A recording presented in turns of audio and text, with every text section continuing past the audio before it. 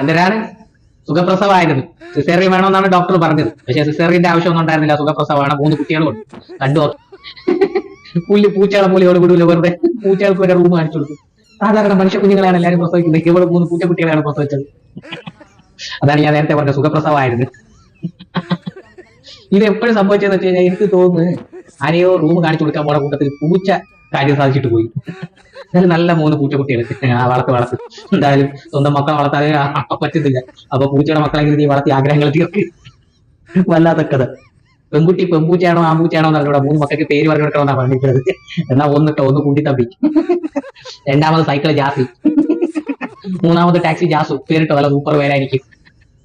നടക്കട്ടെ, നല്ല എൻജോയ്മെന്റ് പേരായിരിക്കും. എന്തായാലും പ്രസവം നിർത്തണ്ട കേട്ടാ.